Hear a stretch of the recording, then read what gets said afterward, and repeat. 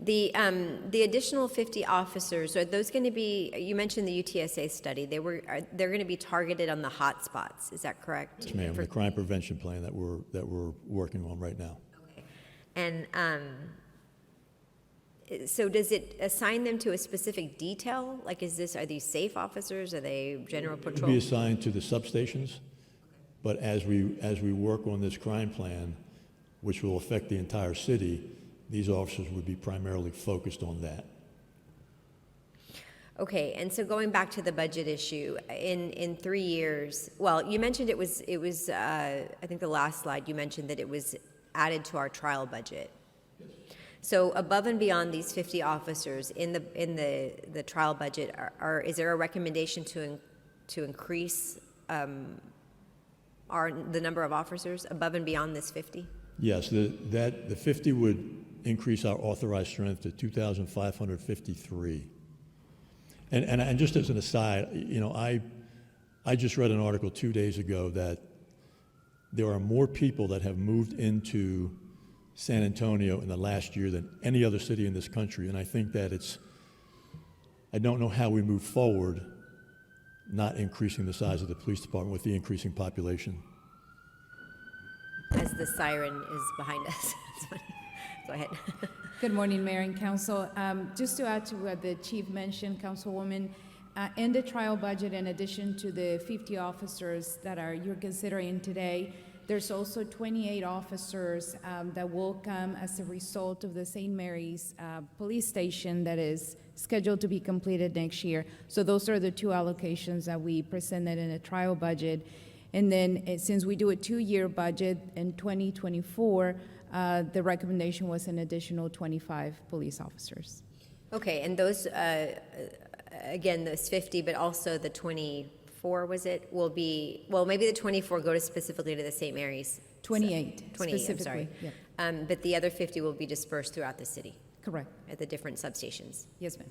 Okay. Hey, Councilmember, this is for up to 50. So it's not necessarily 50 or nothing, it's up to Okay. 50. What do we anticipate our number would be? We don't. I'd be guessing. Okay. I don't know. Would that number come back to this council at some point? Would it come back where? Yes, to it the would. council? Yeah, because we'll hear about the grant award probably in September. And so if you see that slide, the trial budget has set aside for the first year $3.5 million, almost $3.6 million in general fund.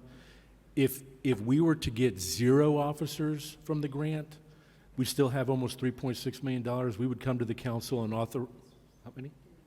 We would authorize the creation of 38 officer positions and use Okay. that $3.6 million. So this, am I understanding it's a replacement? I mean, if we didn't have this grant money, what you just said is we would at least be looking to fund 38 positions. Yes, ma'am. And with this grant money, this grant money is funding at least 38 up to 50 for 3 years. Yes, yes, ma'am. Okay. So what's that cost savings for 3 years? Do we know? Well, the difference over the 3 years is the $6.2 million that you get from the Department of Justice. Okay. So and Councilman McKee Rodriguez mentioned this, if you look at the grant fiscal impact slide, over the next 4 years, 50 officers are going to cost $27.6 million. Right now, if we get full funding from the federal government, they'll cover 6.2 of that. Okay. Okay. You know, I have to rely on my constituency, right? That what I hear very specifically in communities, Edgewood, Arroyo Vista, all up and down Penn Road, the John Jay area, is looking for more police presence, and this is what they're asking us to deliver. And so I think this is, in a way, you know, we're getting, not in a way, we are getting a break, a cost break, you know, in accepting this grant. And I get texts and emails, texts and phone calls from community members. If something happens in their neighborhood or near their neighborhood, we want to see more police. And my response is, I don't have more police to give you. We have what we have, and there's no extra. Okay. So this helps along those lines as well. Well, and remember, I mean, you know, reminder that this is a full package, right? When we're looking at our budget, we're talking about different types of policing too, including mental health units, ma'am. and you know, I always want more safe officers. My community, all our communities love our safe officers, but I think that increasing the visibility of officers is what my constituents are asking for, and so I think this is in support of that. But I want us to remember that this is a full package, Yes, not ma'am. just this one item, and we do need to look at different opportunities for training and understanding the community that the officers are working in.